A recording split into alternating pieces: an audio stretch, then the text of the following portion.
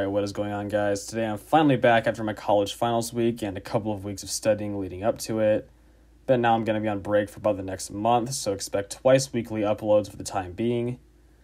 As for the topic of today's video, we're now in the thick of the NASCAR silly season, so it's time to take a look at all the top remaining drivers that still don't have a deal lined up for the 2024 season.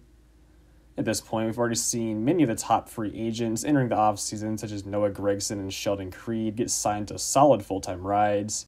And honestly, there are not too many high-profile drivers still left looking for rides. But trust me, there are still plenty of very underrated drivers still with nothing to line up, or at least with nothing officially announced. So without any further ado, let's get right into the top 10 free agents heading into the 2024 NASCAR season. Coming in at number 10 is the 2022 ARCA West Series champion, Jake Drew. For a while, it looked like Jake might have been paywalled out of the sport entirely, as after winning 4 races and the championship in ARCA West, he was left without a ride for the first half of the 2023 season. That, of course, wasn't due to his performance, but rather it was a combination of his ARCA team of Sunrise Forward Racing closing down and his personal lack of sponsorship. Fortunately, towards the end of this past season, Jake was able to secure a few Truck Series starts for good teams, as he made his series debut for ThorSport Racing in Nashville, and then went on to run 5 races for Hattori Racing. In those 6 races, he didn't do half bad, especially given his lack of recent track time. He scored 1 top 10 with a P10 at Kansas and an average finish of 18.7, and he only crashed out once when he was completely dumped at Phoenix. Because he showed promise in his races for Hattori Racing, and their full-time driver Tyler Ankrum will be moving to McAnally-Hilgeman Racing in 2024, I think Jake Drew is currently the top candidate to take over Hattori's flagship number 16 truck, but we'll just have to wait and see. Next up, in the 9th spot, is another Truck Series driver, Colby Howard. This past season, Howard drove full-time for CR7 Motorsports, where in his sophomore truck year, he expectedly took a step back in performance after previously racing for McAnally-Hilgeman Racing in 2022. But still, in 2023, Howard was miles ahead of the team's previous driver of Blaine Perkins, who, despite racing the entire 2022 schedule, only finished up as of 18th place. After that miserable of a season for the CR7 team, Colby Howard's stats didn't look half bad, as he placed a best of 4th in the rain-shortened Daytona race and posted an average finish of 22.4. But come the off-season, the team was left with no option but to drop him, as they had already worked out a deal to sign the multi-time series winner and the 2023 championship runner-up of Grant Enfinger for the full 2024 season. More than likely, Enfinger will put both Perkins and Howard's numbers to shame next season, but considering Howard's overall lack of experience, it shouldn't come across as that big of a deal. Nevertheless, for a driver like Colby Howard, who is yet to stick out with significant potential in any series, and who doesn't seem to have a whole lot of personal sponsorship, finding a ride for 2024 will be a pretty big challenge. My prediction is that he will either race part-time for some smaller teams in Trucks or Xfinity, or unfortunately be left without a ride altogether. In 8th is a driver who is quite used to being a free agent at this point, Jeffrey Earnhardt. In 2023, Earnhardt was originally slated to run the entire Xfinity Series schedule for Alpha Prime Racing, but due to either a lack of performance or sponsorship, he was sidelined for 8 races. Going into 2023, I thought that Earnhardt and Alpha Prime would be a sleeper pick at the superspeedways, and could even be capable of a top 10 here or there at other tracks, but boy was I wrong. After a boost of confidence in 2022, with a career-best second-place run at Talladega, and a solid P7 at Nashville, the 4th-generation driver had nothing other than a terrible season in 2023. Prior to losing his full-time status with Alpha Prime, Earnhardt had competed in each of the first 17 races, and out of them, held a pitiful best finish of 18th from Richmond, and failed to qualify for the inaugural Chicago Street Course. Later in the season, he did somewhat bounce back as he finished 19th at Pocono, 11th at Daytona, and 18th at Homestead. He also had an impressive top 15 run going at Bristol before brake failure took him out late into going. But still, without a single top 10 finish and really no memorable races besides maybe Bristol, Earnhardt took a big step back in performance this year and will likely have a hard time finding a good ride for 2024. Pending sponsorship, I could really see him racing for any small Xfinity or truck teams this coming year, but at the same time, I would be surprised to see him get signed for the full season. Coming in 7th is the 2019 ARCA West champion, Derek Kraus. After 3 winless years in the Truck Series, the once top prospect of Kraus was dropped by his longtime Meccanelli Hilgemann racing team prior to the 2023 season in favor of Christian Eckes. And unfortunately for Kraus, Eckes went on a tear right away, scoring 4 wins and a 5th place points finish, and more or less proving that Kraus wasn't getting all that he could out of his equipment. And early on this year, it looked like Kraus might have been out of a ride entirely, as after a one-off with Young's Motorsports, he was on the sideline for multiple weeks before Colleague Racing hired him to drive part-time in their All-Star car. There, Kraus impressed at first with back-to-back top 10s in his first 2 Xfinity starts, but over the course of his 8 races with Colleague, he would crash out twice and only score 1 more top 10 by the end of the year. In the Truck Series, he was also given 2 races with Spire Motorsports, where he finished a solid 8th at Milwaukee, and then crashed out at Phoenix. Overall, I don't think Kraus really stepped up from his performance in previous years, but he is definitely still a serviceable driver who would be a great pickup for any small Xfinity or truck teams. Next, in 6th, is one of the most impressive small team drivers of 2023, Caden Honeycutt. In just 11 Truck Series starts between Roper Racing and Young's Motorsports, Honeycutt somehow found a way to contend for a top 10 in just about every one of them. At Atlanta, he ran consistently in the top 10 and even led a lap under green prior to a mechanical failure. He then went on to start 3rd and finish 9th at Bristol Dirt, and even finished in the top 10 twice more in plain white Young's Motorsports trucks with a P10 at Darlington and a P8 at Phoenix. And all that makes his P15 at Coda almost seem like an afterthought, despite him having no prior road course experience at the time. And in case you still weren't convinced that Honeycutt would be capable of winning given the right opportunity, he went on to dominate in 2 of his 4 ARCA West starts this year, taking the checkered flags at both All-American and Madeira. At this point, I would not hesitate to rank Caden as the most underrated driver in NASCAR right now, as I've honestly not seen a driver excel so much and so consistently in backmarker equipment for quite some time. Though I wouldn't be surprised if he remains as a part-time driver in 2024, given the lack of available rides and his lack of personal sponsorship. I will definitely be disappointed because, in my opinion, he deserves a top Truck Series ride as much or more than any other driver in the series right now. In the 5th spot is Rajah Caruth. In his rookie season for the now closed GMS Racing team, Rajah started off rough with only 1 top 10 in the first half of the season. It's not like he wasn't showing potential, but rather he was just getting caught up in wrecks and making rookie mistakes from time to time.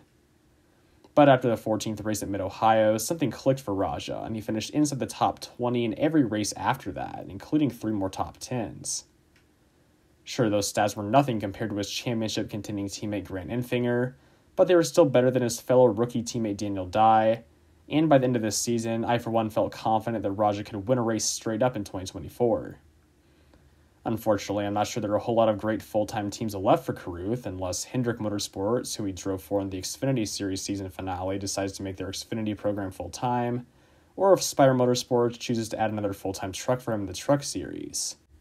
But realistically, I predict Rajah will end up racing part-time in the Spire Motorsports, formerly Kyle Busch Motorsports number 51 truck, and part-time again for Alpha Prime Racing in the Xfinity Series.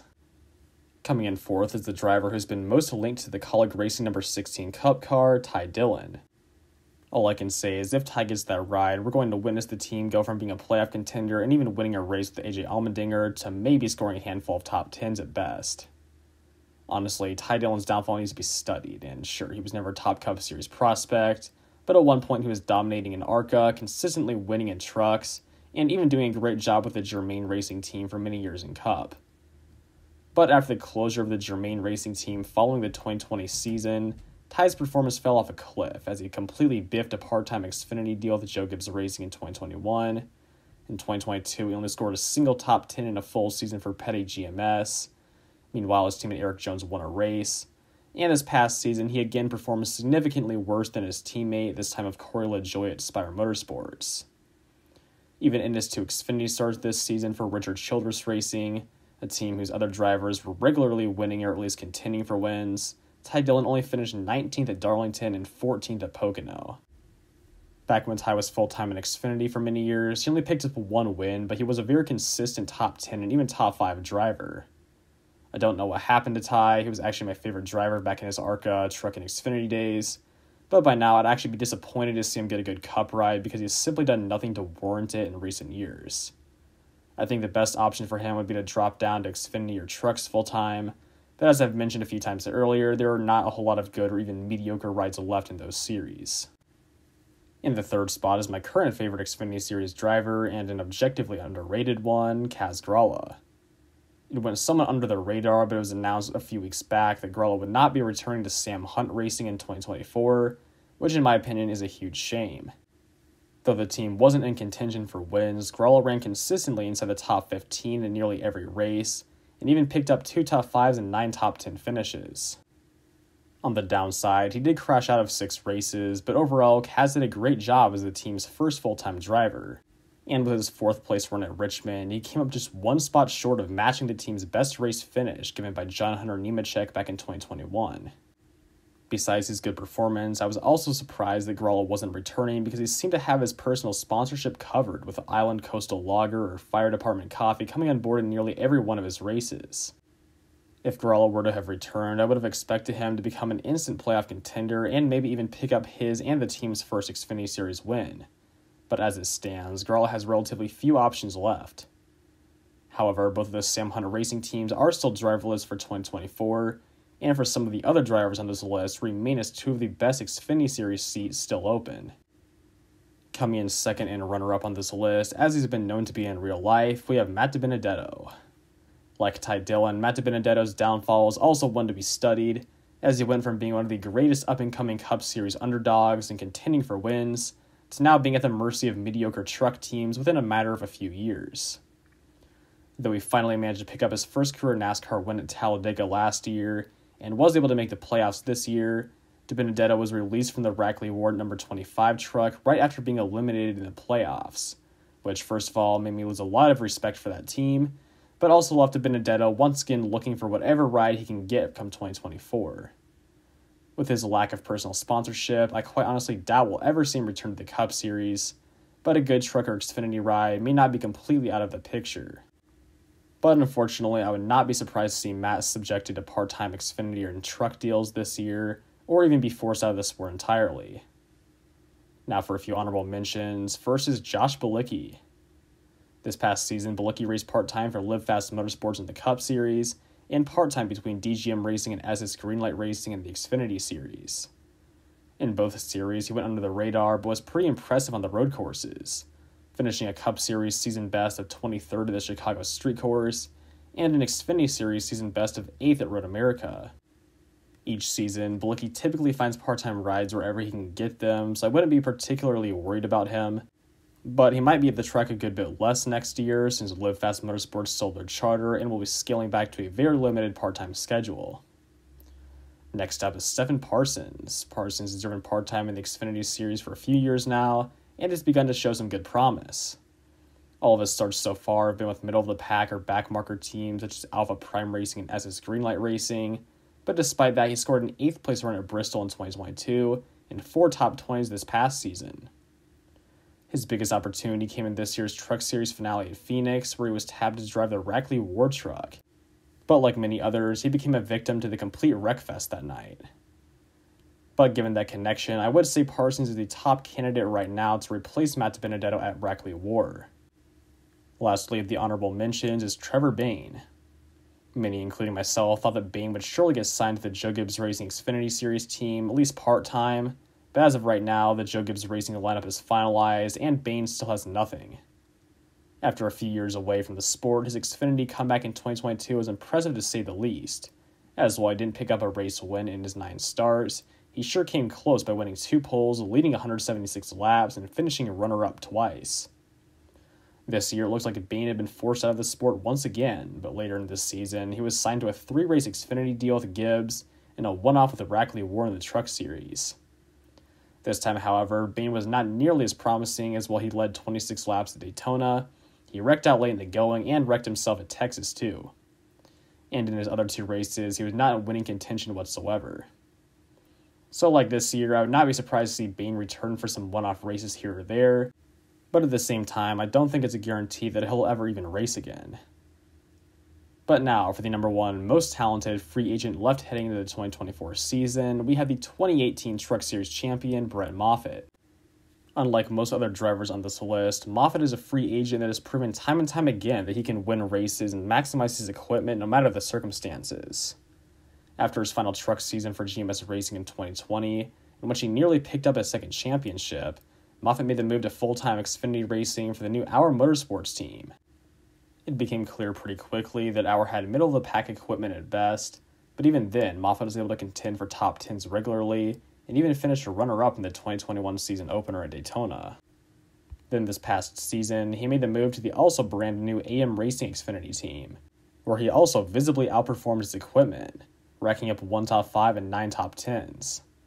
As for his consistency, he finished the year 15th in points, just 1 spot behind Brandon Jones and 2 behind Riley Herbst. But how is Moffitt rewarded for this? Surely he would have been given a contract extension, since he more than likely would be a playoff contender in 2024, and could potentially even win a race. Nope, he was dropped in favor of the now proven NASCAR bust Hailie Deegan, because she brings funding and he doesn't. At this point, I still think there's no way Moffitt doesn't find a good truck or Xfinity ride, but then again, there have been bigger injustices in the past. I predict that he'll end up with Sam Hunt Racing, but we'll just have to wait and see. Oh yeah, and I also forgot to mention that he just went out and won in his only truck start this year. The Front Row Motorsports team quite literally just threw him in a backup truck to help Zane Smith in the draft, but once Smith had his own issues, Moffitt just went off on his own and won the thing. So if that's not an indication of talent, I'm not sure what is. But yeah, that's my picks for the top 10 free agents left going into the 2024 season. So if you did enjoy this video, please make sure to hit that like button and consider subscribing. If I'm really unlucky, one or multiple of these drivers might get signed before this video goes up, but I'll just hope that doesn't happen. Anyway, thank you to everyone watching for being patient and sticking with me since I haven't uploaded in multiple weeks now. But like I said earlier, I'll be posting at least once a week, hopefully twice a week for the next 30 or 40 days. Also, I did try to read the comments, so write down any changes you'd make to this list or any other free agents that you felt should have been included. I always try to read those and respond to those. But yeah, that's all for today's video. So until next time, peace out.